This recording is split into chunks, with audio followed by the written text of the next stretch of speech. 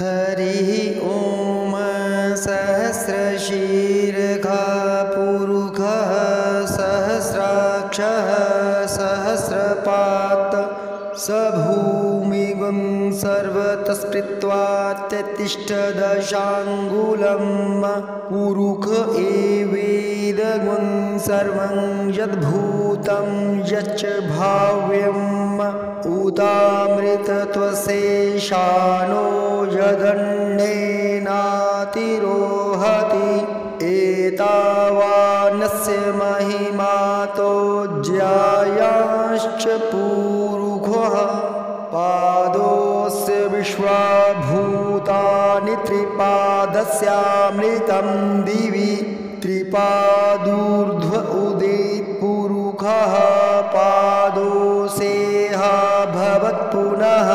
ततो विक्वं विक्रामत्साशनान्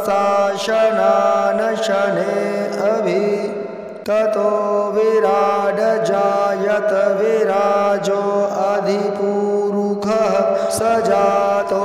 अत्यरिच्यत पश्चात् भूमिमथो पुरः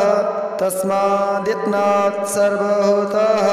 संभृतं पृखदाज्यं पशुंस्तांश्चक्रे वायव्यानारण्याग्राम्याश्च ये तस्मादित्नात् सर्वभूतरिचः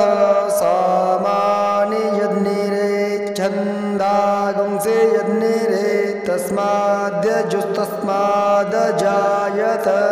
तस्मादश्वा अजायन्त ये केचोभयादतः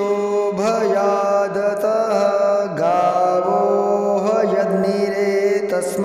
तस्माज्जाता अजवयः तं यज्ञं बर्हिषि प्रोक्षन् पुरुषं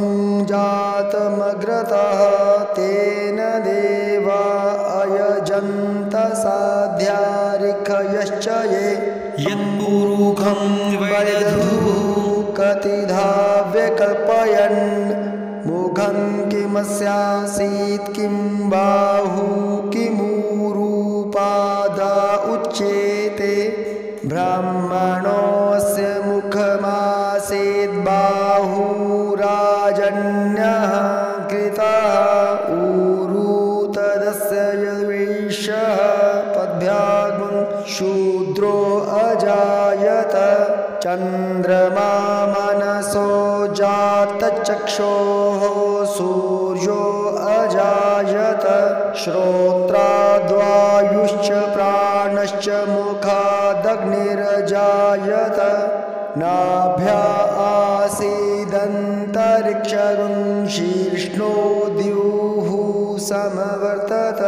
पद्भ्यां भूमिर्दिशः श्रोत्रा तथा लोकान् अकल्पयन् यत्पुरुषेण हविखा देवा यज्ञमतन्वत वसन्तोऽस्यासीदाज्यं ग्रीक्म इद्म शरद्भिः सप्तास्यासन् परिधयश्रेः सप्त समिधः कृताः देवा यद्यज्ञं तन्वान अवध्नन् पुरुषं पशुं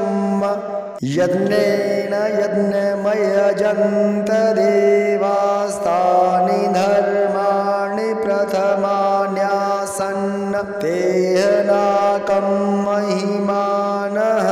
सचन्त्र यत्र पूर्वे साध्याः सन्ति देवाः